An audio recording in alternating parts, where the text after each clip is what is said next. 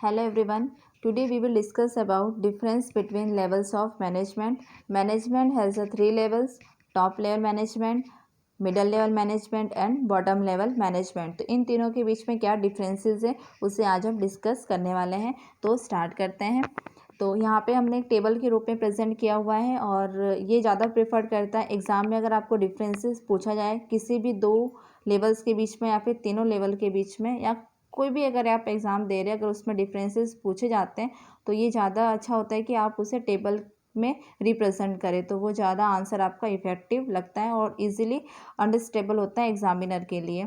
So start करते हैं हमारा topic.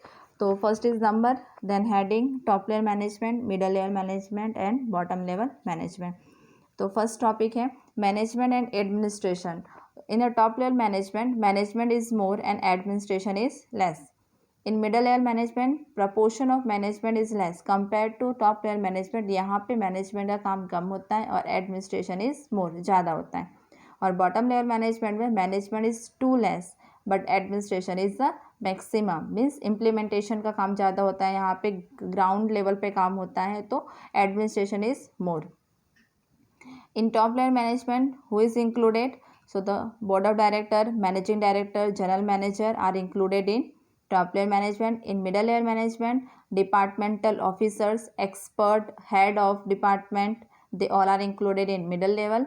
In bottom level, supervisor, jobber and foreman are included in bottom level management. अब authority responsibility कितनी है? तो top level management has a more responsibility in authority. In middle level management compare to the top level management, इसकी जो responsibility और authority होती है वो कम होती है लेकिन बॉटम लेवल से ज़्यादा होती है.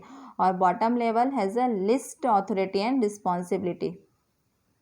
नंबर ऑफ मेंबर्स, और टॉप लेवल मैनेजमेंट में सबसे कम नंबर ऑफ मेंबर्स वहाँ पे वर्क करते हैं. जैसे हमने देखा कि यहाँ पे बीओडी है, मैनेजिंग डायरेक्टर है, तो वहाँ पे कम number of members are working. So number of the member is less. Middle layer management has a more number compared to the top level and most of maximum members are working in a bottom level management.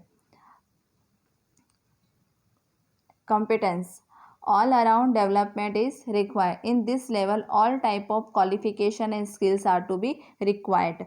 Middle layer management, in this level special knowledge is required, special knowledge of their field. यहाँ पे सभी departmental head हैं, experts है, तो अपने field में उन्हें एकदम एक्सपर्ट से नॉलेज, स्पेशल नॉलेज उन्हें होना चाहिए.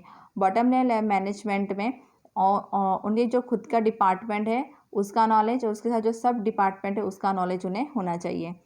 Formation of objective and policies, तो top level management has a formulated the basic objective क्या रखना है कंपनी का और उसके अकॉर्डिंग पॉलिसीज़ क्या बनानी है, रूल्स क्या बनाने हैं, रेगुलेशन, वो सारे वहाँ पे डिसाइड होता है.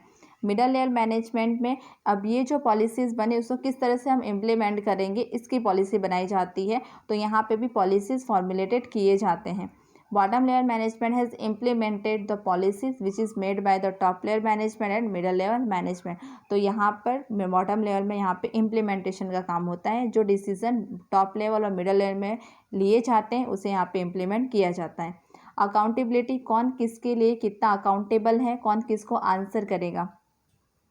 तो टॉप लेवल मैनेजमेंट में जो लोग हैं, जो भी वहाँ पे रिपोर्ट्स वगैरह होती है वो अकाउंटेबल होते हैं, अपने शेयर होल्डर को अच्छा इंटरेस्ट पे करना, क्रेडिटर को टाइम पे पेमेंट करने के लिए अकाउंटेबल होते हैं, गवर्नमेंट डिपार्टमेंट को टैक्सेस पे करने के लिए, और जो भी लीगल प्रोविज़न है उसके प्रति वो अकाउंटेबल होते हैं. उनकी जिम्मेदारी होती है कि वो काम सही तरीके से करें, वहाँ पर वो अपनी रिपोर्ट सबमिट करते हैं.